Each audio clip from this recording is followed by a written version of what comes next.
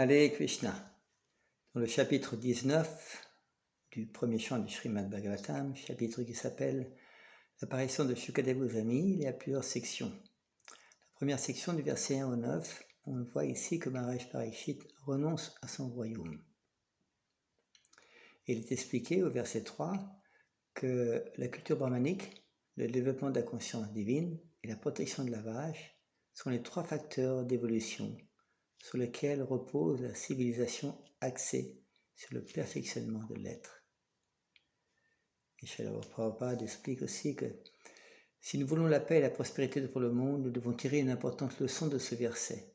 Chaque foyer, comme chaque État, doit œuvrer au progrès de la culture brahmanique pour sa purification, à celui de la conscience divine pour son élévation spirituelle, et à celui de la protection de la vache pour son alimentation, sous forme de lait en quantité suffisante, lequel représente le plus parfait des aliments.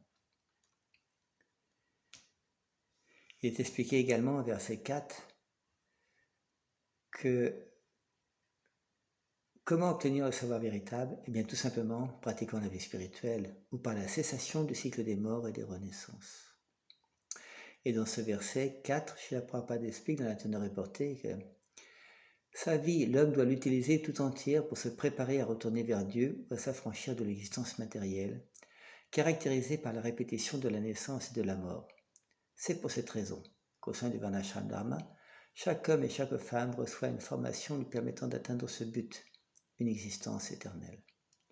Aussi, le Varnashram Dharma est-il également connu sous le nom de Sanatana Dharma, qui désigne l'occupation éternelle de l'être. Cette institution prépare donc l'homme à retourner à Dieu, et c'est à cet effet que le chef de famille se voit demander de devenir Vanaprastha, de se rendre dans la forêt pour y développer le savoir parfait, puis d'embrasser le sannyas lors du renoncement, avant que ne survienne la mort inéluctable. Au verset 7, il est expliqué que le plus sûr moyen de s'affranchir de toute faute, même accidentelle, c'est de se rappeler constamment les pieds pareils au lotus du Seigneur.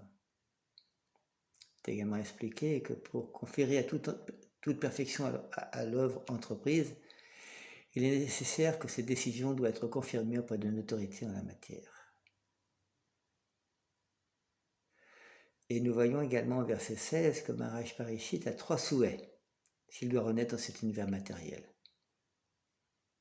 D'abord, avoir un attachement indéfectible pour le Seigneur. 2. Obtenir la compagnie de ses dévots.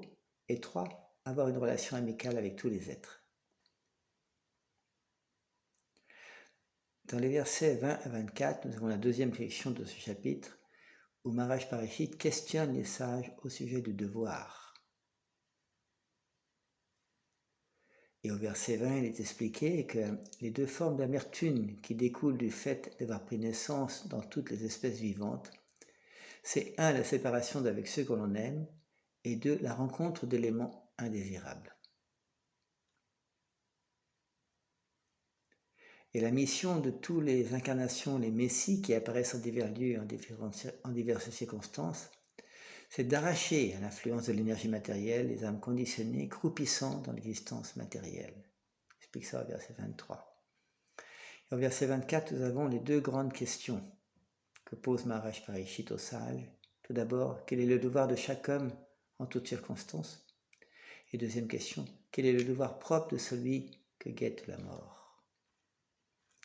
Dans la dernière section de ce chapitre très intéressant, versets 25 à 40, nous avons l'arrivée de Shukadeva Goswami. Et nous voyons ici que Shukadeva Goswami, dans le verset 25, Srila Prabhupada explique, il n'a jamais accepté de maître spirituel dans les formes, non plus qu'il se soumit aux divers rites purificatoires. Son illustre père Vyasadeva avait agi comme son maître spirituel naturel, car il avait entendu de lui le Srimad Bhagavatam, après quoi il s'était trouvé parfaitement comblé, si bien qu'il n'eut à dépendre d'aucune formalité rituelle. Et un point également très intéressant au verset 28, c'est que pourquoi les grands sages réunis ont-ils honoré Shukadeva Goswami en se levant de leurs sièges respectifs? Car tous les sages étaient très versés dans l'art de la physionomie. Ils voyaient que ces traits corporels étaient particuliers. Il y avait une incarnation similaire à Shri Krishna. Et ces caractéristiques, ces traits corporels sont ceux d'un personnage qui se distingue de la masse des hommes. Au verset 31, on explique qu'il est nécessaire d'approcher un maître spirituel quand on éprouve le besoin de résoudre les problèmes de l'existence.